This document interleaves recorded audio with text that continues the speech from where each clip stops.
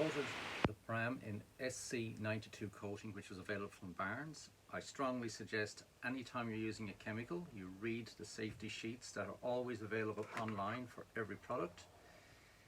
It goes into specifics as irritants, lung damage, depending on the country you're in. Apparently California is the worst place in the world to catch anything, but I think that's from the lawyers. So you coat it with this. Fresh air, clean air, airflow, very important. When you brush it on, there is a chemical reaction with everything. It's like the smell of paint. This will get you, and you don't know it's getting you till the damage is done, till possibly immediately or a much later stage. So you got to be aware of that. After I let that dry for the 24 hours, I gave a spray of plastic primer all over the pram. This was to give a base for the paints. I followed that up with a acrylic surface primer, and after that I decided to use a white based acrylic paint. Just any tin that you've got left over is good for props, because you don't have to go buying brand new stuff. Make do with what you can find in off casts, tins, bits and pieces. I started to coat some of the pram in it to see how it would turn out. I started with the inside. I've given it a go on some of the outside to test it, see the coverage, and I shall now go and coat it completely and then get back to you at a later stage when that is dry for the next process.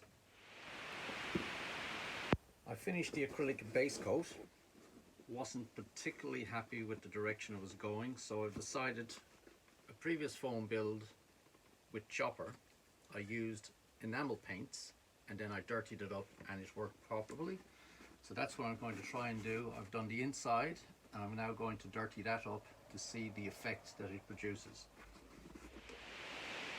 Alright, I've established that some things look better in a darker light, like my head. So,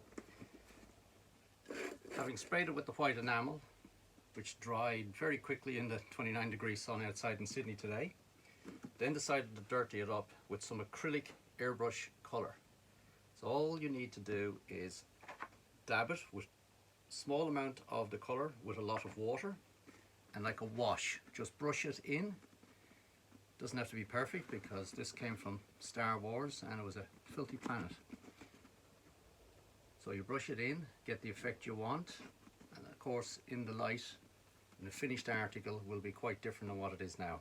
So I'm going to proceed further with the colouring and see what I can do.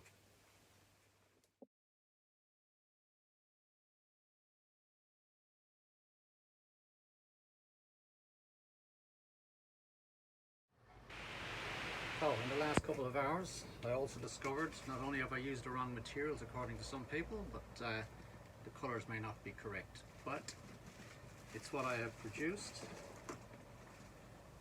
I think little Grogu will be pretty happy with it. There's still more colouring to do, and I'm going to use a spray can of Indian red on this, which is really more of a browny colour. I used that previously on parts of the chopper droid that I made. I made one of those in foam, and then I went on to make a full working aluminium one. So I'll get back to this and report back shortly.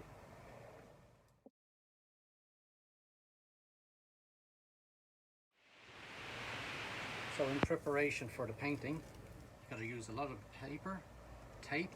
Be very careful, use very low-tack tape if you've got it, or just use what you've got, but prepare for the consequences of ripping away previously painted surfaces, especially if you've used an enamel onto foam. So with this taped up, I'm now going to spray that rim colour for the bassinet.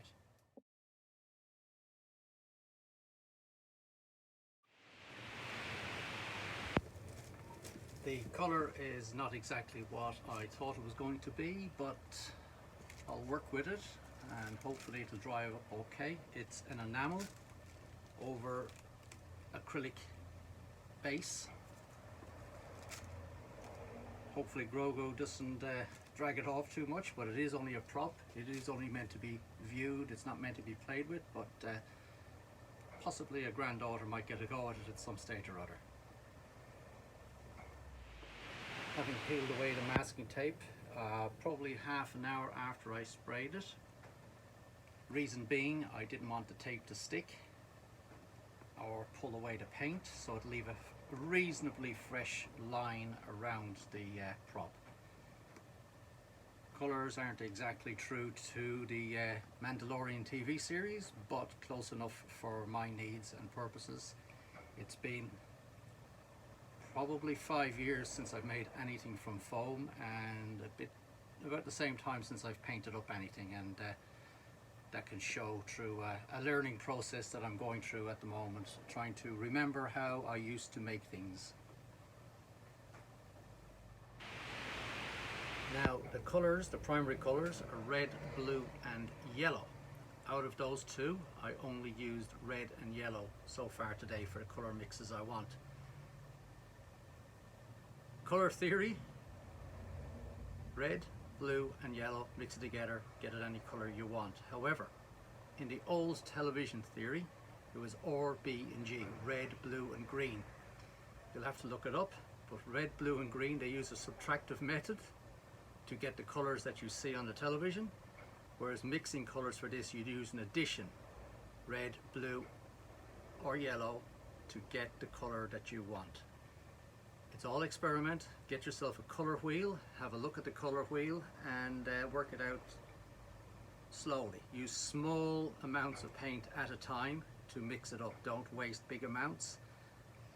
Mist tints, they're also good to buy if you just want to buy something that will do a small job.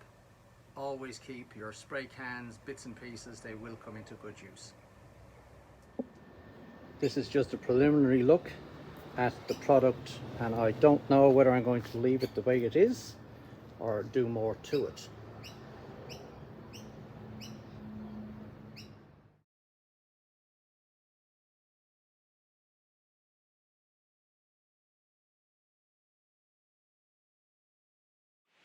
So after spending some time waiting for paint to dry, I've come out this morning and I've placed Grogu in the pram, and this is what he looks like sitting in there. Seems to be happy enough. I've still got some details with the metallic work to be added on where it's been chipped, but reasonably happy with the way it has turned out. As I say, it's the overall effect of what it looks like when it's finished. Still have to work on the levitation device, but that's next week's project.